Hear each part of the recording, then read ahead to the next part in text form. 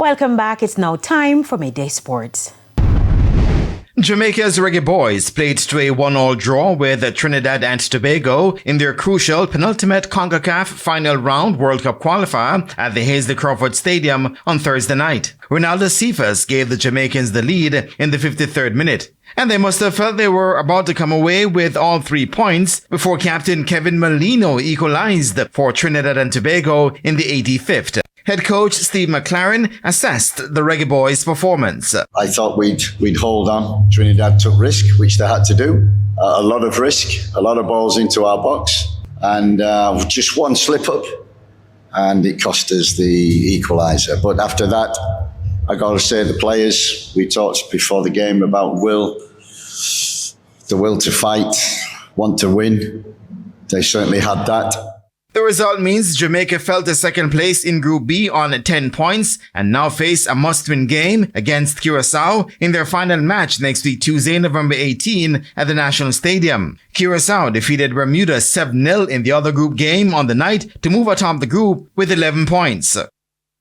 President of the Jamaica Olympic Association, Christopher Samuda, has hinted that the International Olympic Committee, IOC, might have been powerless in the now controversial schedule change for the women's 100 meters at the 2028 Olympics in Los Angeles. The adjustment calls for women to contest all 3 rounds of the event on the opening day of the Games. It is Olympic Games, yes, but local organizing committees of the Games and federations, international federations, are really the decision makers. And so the IOC may simply be at the table without a casting vote.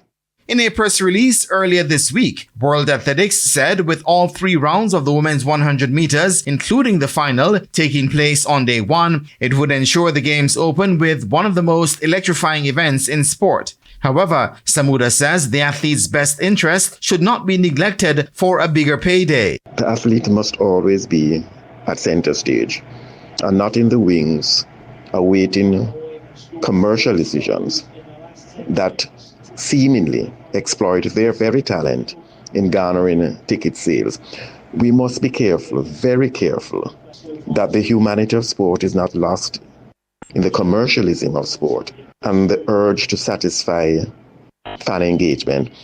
The thrill of victory can still be secured, can still be guaranteed in allowing the status quo to remain instead of pursuing a course which safe sport advocates will tell you may result in the agony of injury.